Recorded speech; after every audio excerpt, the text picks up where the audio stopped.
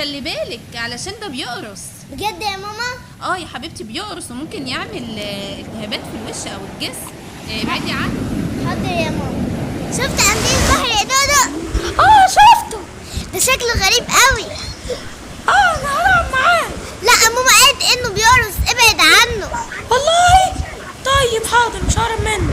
انا فرحانه قوي اننا جينا البحر، ده شكله حلو قوي. وانا كمان فرحان جدا. أصحابي الحلوين، أنا جاية ليكم النهاردة من مكان جميل علشان أحكي لكم حدوتة جميلة.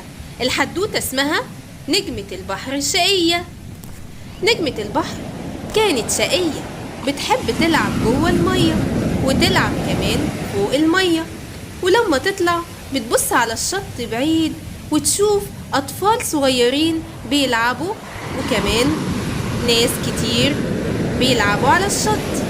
كانت بتبص عليهم وتقول الله، دول بيلعبوا مع بعضهم، كان نفسي أكون إنسان وألعب معاهم كمان.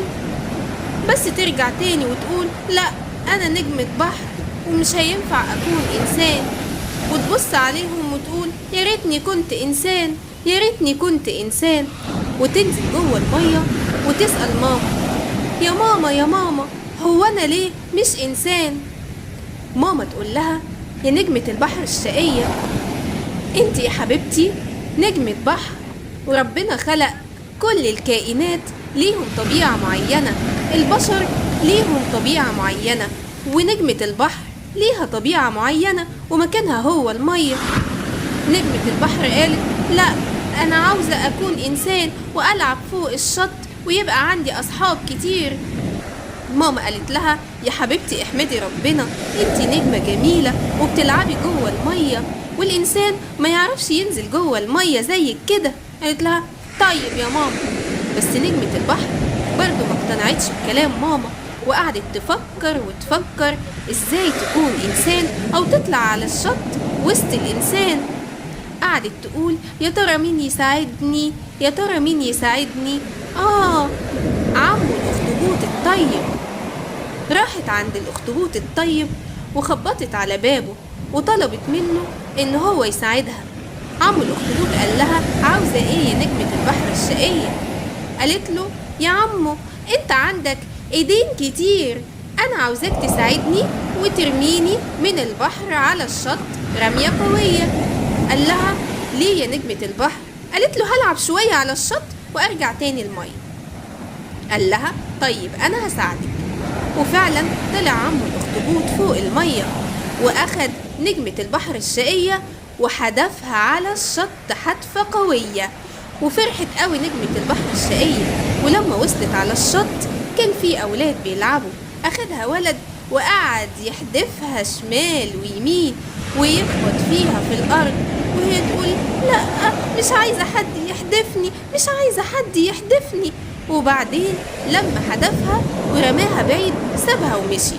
وكان في عمو ماشي على الشط، أخدها ومسكها وقال الله، دي نجمة بحر حلوة قوي، أنا ممكن أخدها وأبيعها. نجمة البحر قالت لا، مش عايزة حد يبيعني، مش عايزة حد يبيعني، أنا عاوزة أفضل هنا. وبعدين وهو ماشي كان في أطفال بيلعبوا بالكورة، حدفوا الكورة في وش عمه، وقعت منه نجمة البحر الشقية على الأرض وقالت أنا مش عايزة أكون إنسان، مش عايزة أكون إنسان، أنا عاوزة أرجع المية، أنا عاوزة أرجع المية.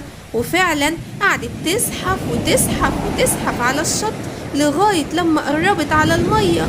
وبعدين كانت المفاجأة، عمو الأخطبوط كان واقف على الشط قريب من المية وشافها، وبإيديه القوية مد إيديه وأخدها ورجعها تاني المية.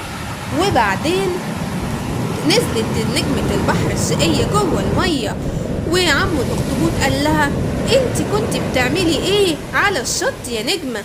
قالت له انا اسفة يا عمو، انا كنت عاوزة اكون انسان، بس لقيت الانسان طبعه مش زي طبعنا وليه طبيعة خاصة بيه. قال لها احمدي ربنا يا حبيبتي انك انت نجمة بحر جميلة وبتلعبي جوه المية. قالت له الحمد لله يا عمو، انا اتعلمت الدرس وهفضل طول عمري نجمة بحر شقية. توتة توتة، خلصت الحدوتة. بصوا كتبت اسمي ازاي على الرملة يا اصحابي.